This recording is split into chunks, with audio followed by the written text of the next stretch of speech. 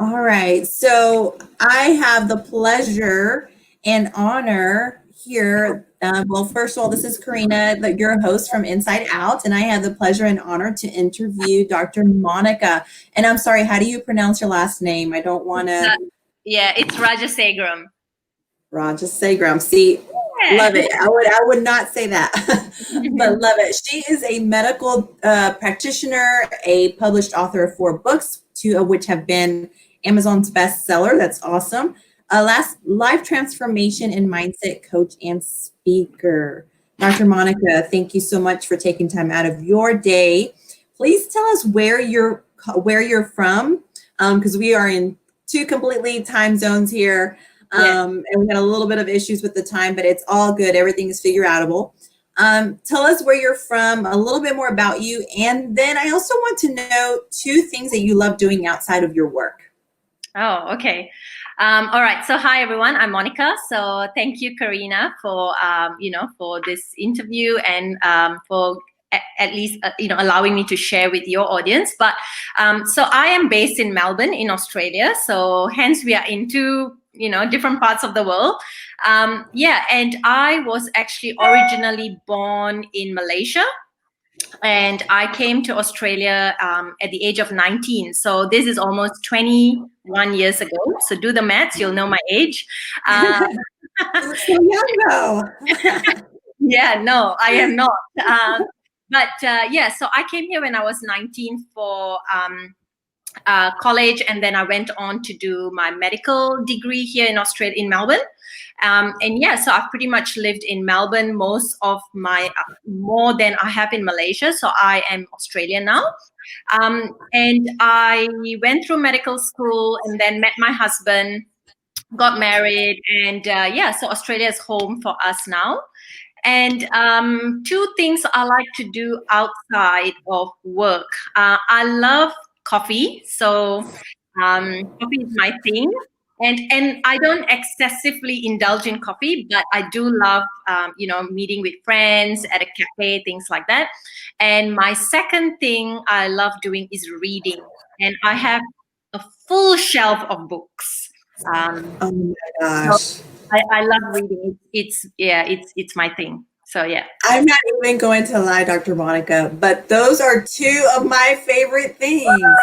I'm a bookworm. I love to read, and you can't see right now, but behind me is my book of shelves. I mean, my shelf of books, but that is so awesome. Yeah, I used to be I used to drink a lot of coffee, but now I'm keep it under moderation. But I'm like you, I love just the coffee shop ambiance and hanging out with friends. So awesome. Awesome. Good to know we have that in common.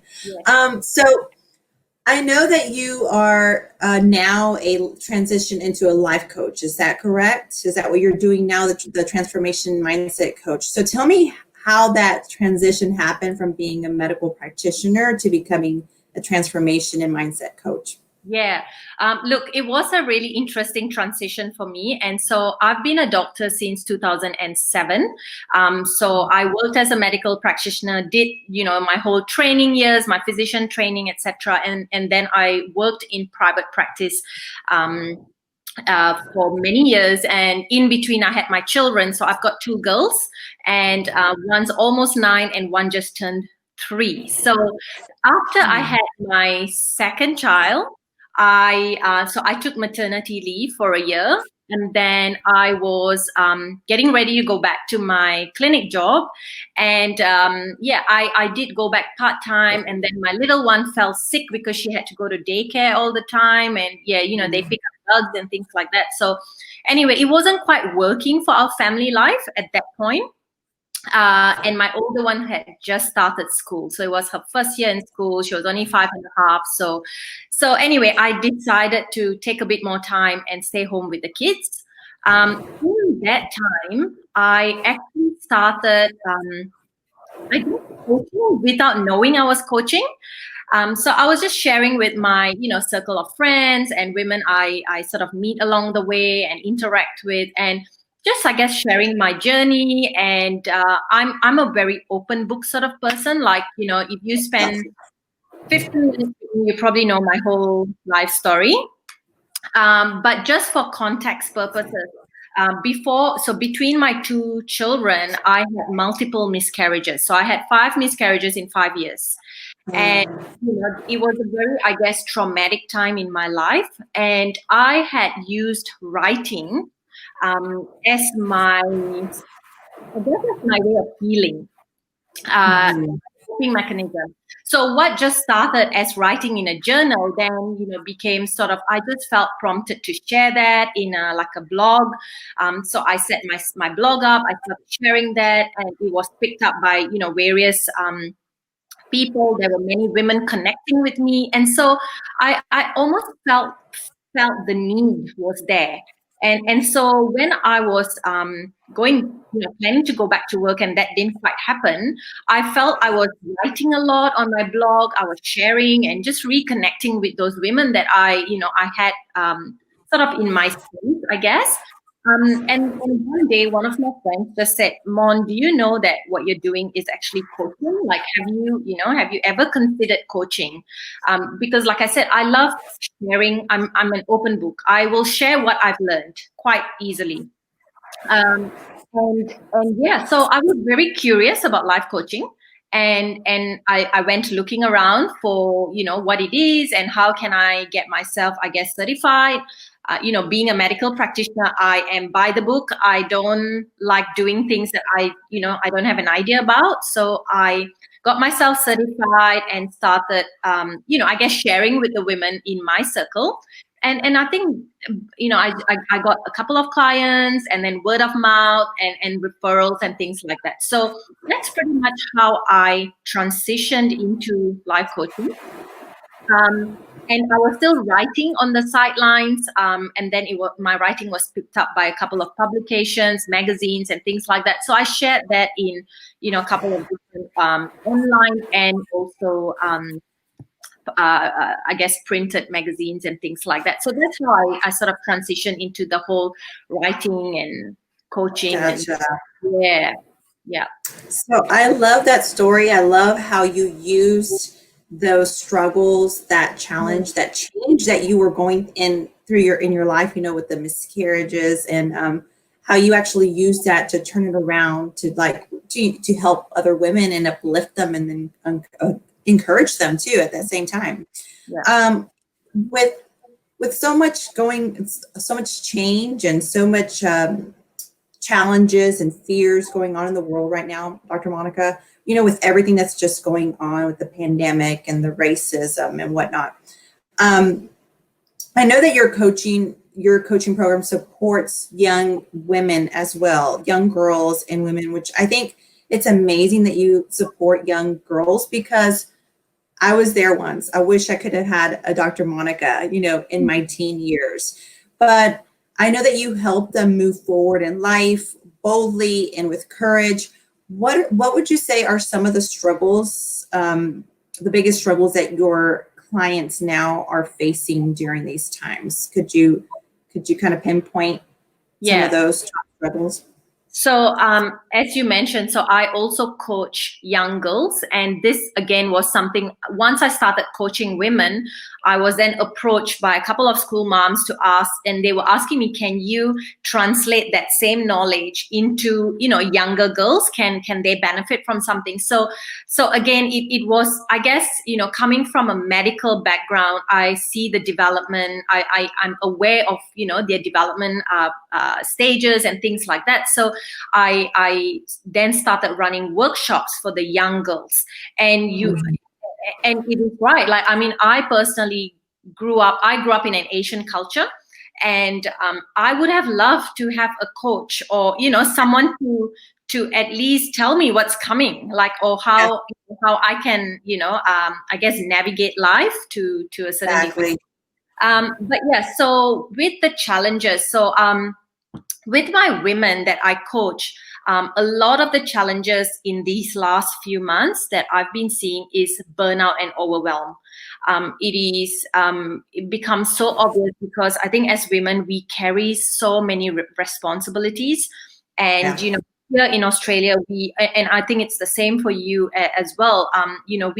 we had kids at home for months. They didn't go to school, so we had to, as parents, we were juggling the kids, learning from home, and then obviously women who had their job, they were all working from home, and for various reasons, we women seem to be the carer, the nurturer, and so we do carry a lot of responsibilities. And in the last 4 to 5 months, I've seen so many women come to me for advice and coaching on how they can I guess put systems in place where they don't get to the point of overwhelm or burnout.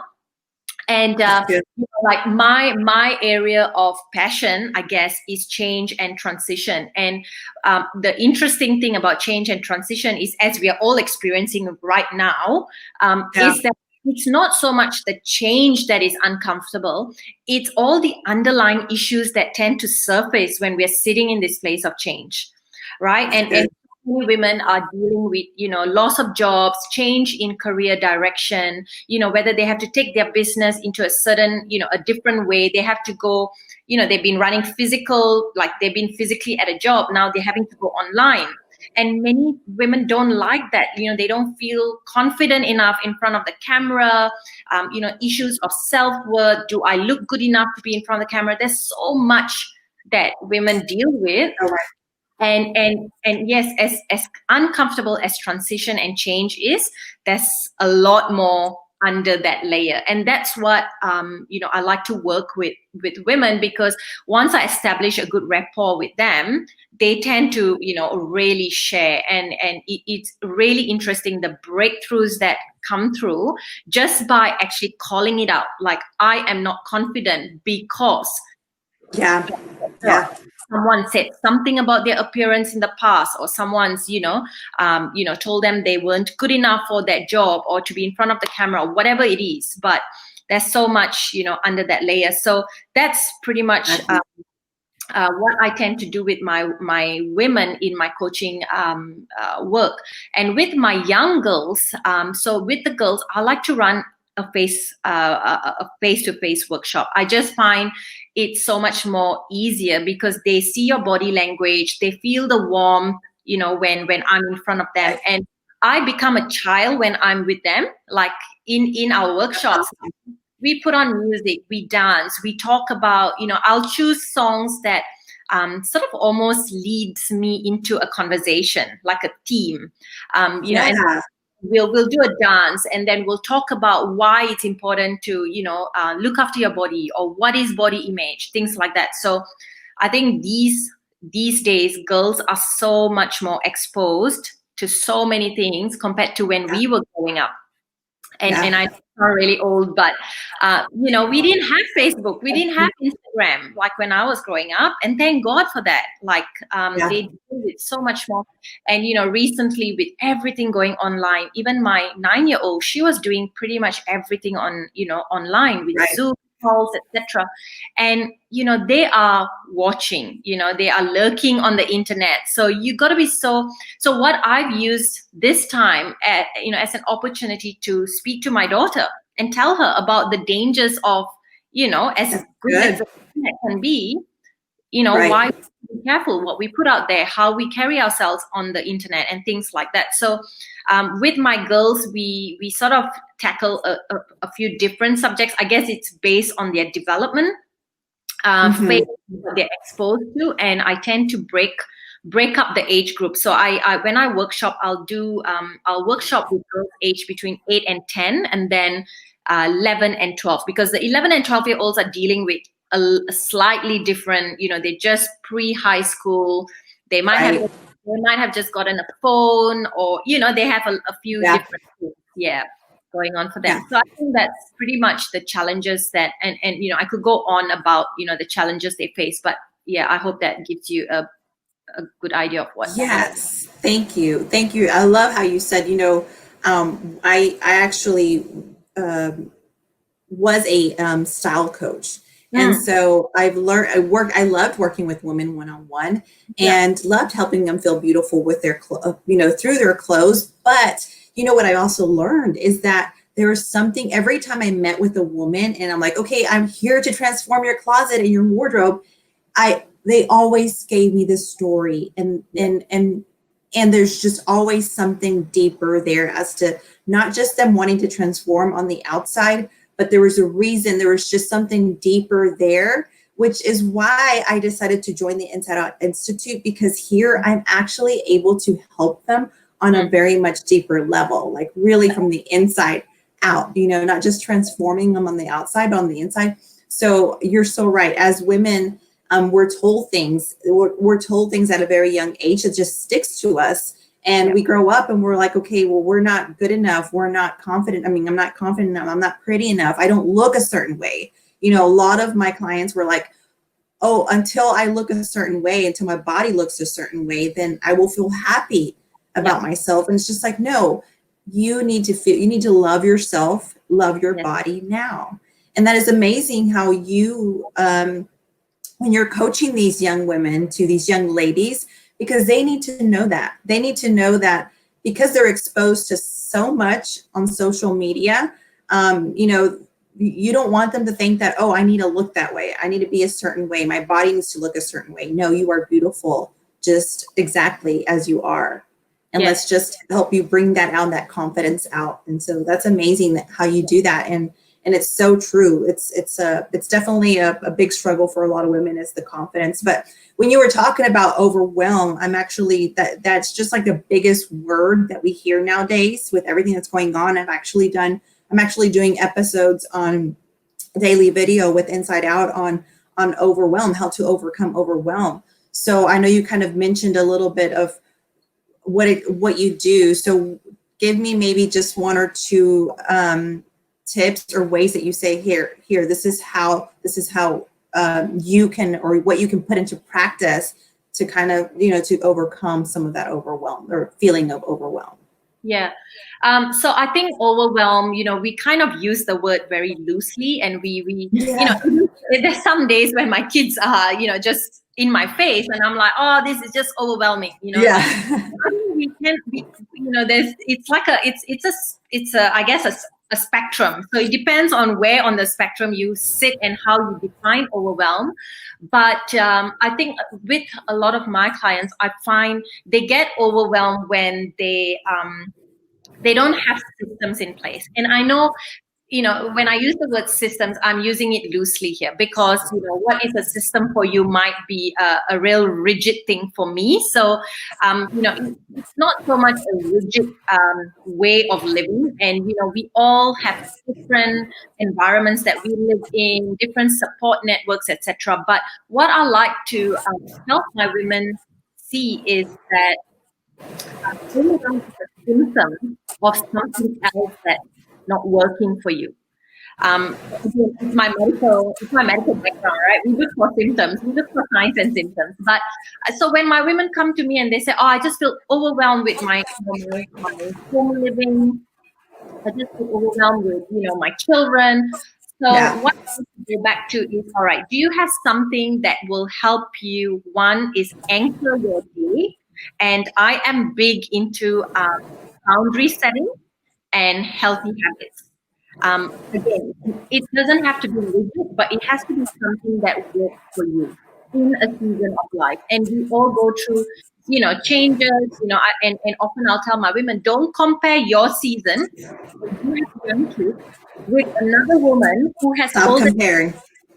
It's not going to work, right? And you can have the exact same habit as another woman and wonder why that habit doesn't work for you. So, for instance, recently I was working with a woman who she finished off with her corporate job and she's now building her business. And when you work in a corporate setting, everything was very structured. You walk into your work at a certain time, you clock in, you clock out. Whereas when you're working from home, you're building a business. Right. It's not the same. And she was overwhelmed because she had the kids and the environment didn't quite work for her. So granted, we are in a pandemic at the moment and we can't, just leave the home and go do what we want. But I said to her, like, can you allocate a space? Can you, share the caring of your children with your husband? Can we, break the day into, quarters and see where you can. So I think it's having systems that work for you.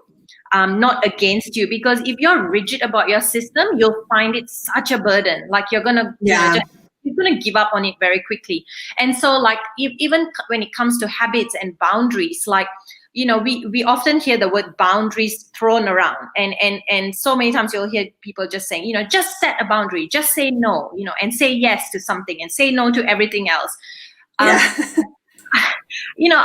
I agree and disagree to a certain point. Like being a mom myself, I can't say no to certain things. I can't say no to my children when that's what they need. But my boundary is, if I'm working, I will allow my children screen time for an hour. It's, in my opinion, it's not going to kill them, right? Right. Others may disagree, but for me, that is what works for me. And so, especially during this whole COVID season, like I would be coaching my clients. So I would, make sure my coaching happens between 10 a.m. and 12 p.m. So the 2 hours, my kids get to do whatever they want. And it is and of course my clients were like, oh, can you coach me at 3 p.m.? For me, I had to set that boundary because coaching them at 3 p.m. just didn't work. So, I would say to them, like, look, if it's a once off, maybe, but I cannot at this time because my kids are both at home. So I think just knowing where you are, peeling back the layers, seeing what works for you, and then putting things in place. And I think sometimes we get overwhelmed when we feel like we have to put so many things in place. But in my opinion, just have one thing that you work to change first. That's good. Run that for a while, and then if it doesn't work, change it up or revise it. So I use this a traffic light system with my coaching clients. So red, green, and orange. What doesn't work, you need to change. What works, which is a green, so you keep that. And orange, what do you need to come back to and re-look at the system? What do you need to revise or improve on? So I think that in itself, and we can do that. It's an exercise you can do almost every hour in your day. Just mentally, this is not working. Okay, I need to get rid of this. Even, things like bulk cooking. Like for a lot of my clients who are moms, I say, can you bulk cook? Can you bulk cook on the weekend when your husband is home? Because that's going to take the pressure of you trying to figure out what's asking for help. Asking for help and receiving help, because a lot of us are not receiving help. So I have been there before where my husband's like, oh, I'll help you do this. And I'm like, oh, no, I got it. Cause I'm the caretaker. I can handle it all. But you get overwhelmed. And one of the things that I do now is I pick my top 5 priorities, and they can change throughout the season.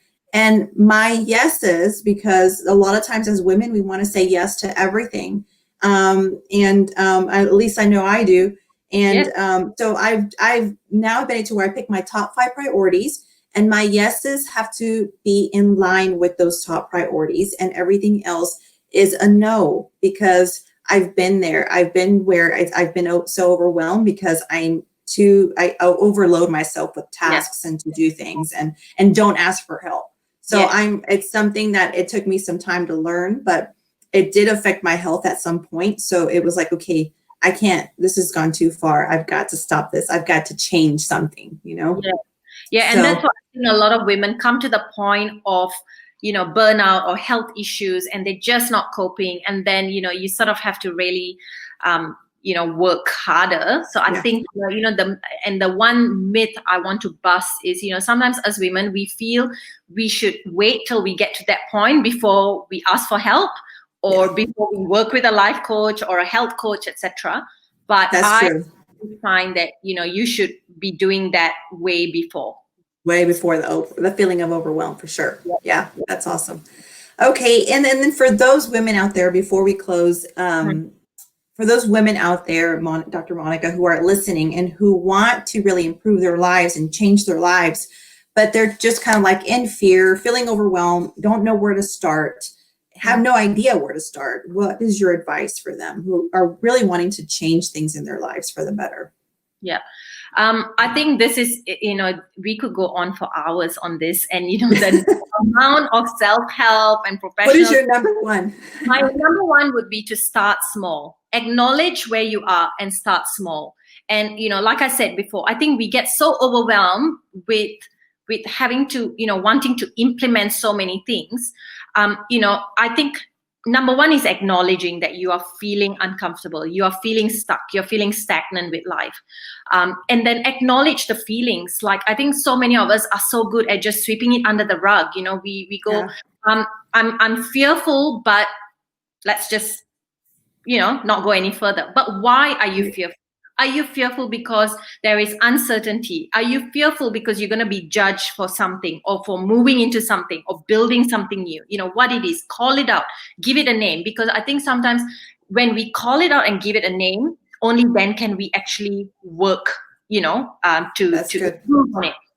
And secondly is just start small. Like, as simple as, wait, I want to improve on my health. All right, great. That's a great goal. What do you do? I'm going to exercise daily. Great. Now come back one step. When in the day are you going to exercise? Have you got time? Have you got young kids? I think, and it might just be, all right, I'm going to wake up 10 minutes extra earlier than my usual to fit in 10 minutes of exercise. It doesn't have to be 30 minutes. Yes, ideally we would love 30 minutes, but change doesn't happen like that. And I think, we all know about setting goals and SMART goals and, using all those clever acronyms. But in all honesty, our reality is that we are busy and we are tired most of the time. But how can you work, in small increments? So you may start 10 minutes earlier, and then give yourself 3 weeks, and then go another 10 minutes, so, and also just finding, and what I really love to do with my women who are stuck and feeling frustrated with where they are in life, is I get them to do a running sheet of every hour of their day. From the time they get up to the time they go to bed, what are you doing? It's almost like a logbook of the time and what they're doing in their day. And you'll be surprised at how much time you actually can gather in little pockets. And I think that's where change is making incremental, improvements. And it may look like 10 minutes of the day. And so be it.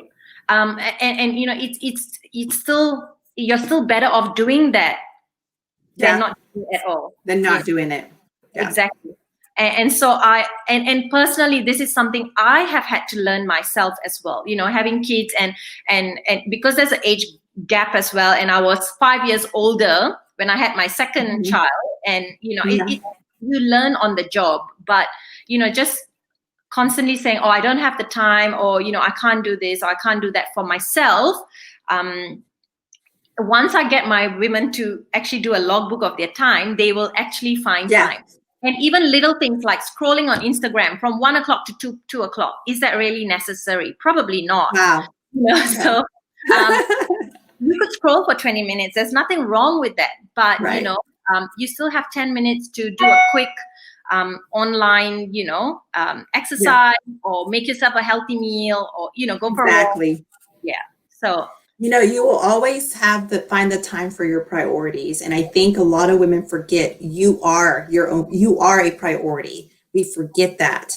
And also taking little steps to create new changes, because when we think about, oh, I'm going to exercise, and in their minds are like, all right, I'm going to start exercising an hour a day. And, they're already thinking too far ahead, and that can itself overwhelm them and even discourage them. So I love how you said, just take little steps, even if it's, whoa, slow down. Even if it's just 10 minutes a day, start there and eventually go up. That's awesome. I love what your advice and what you're doing and how you're helping women transform their lives.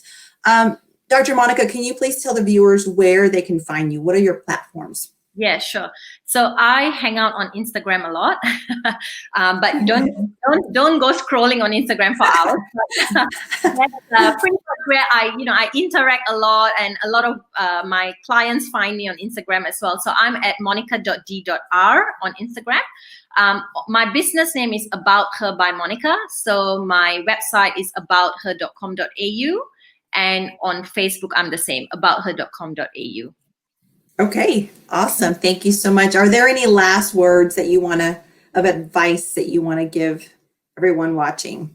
I guess, just, like I said, just acknowledge where you are. I think there is so much power in acknowledging where you are before you can move forward. Right. Don't sort of look so far in advance. Like, just know where you are and, work in little incremental changes. Exactly. Once you taste the efforts you put in and you see the fruit of your changes, that's gonna keep you going. So yeah. Yes. Awesome. Love that advice. Well, once again, thank you so much for taking the time out of your valuable time in your day, Dr. Monica, for being here today and allowing me to interview you. Thank you so much. I really, really appreciate you, and I love what you're doing. And yes, definitely go and follow Dr. Monica on Instagram and anywhere you can follow her. She's got some amazing inspiration. You got to go get her, watch her, or look at her post and get some inspiration. So thank you all for watching. Thank you.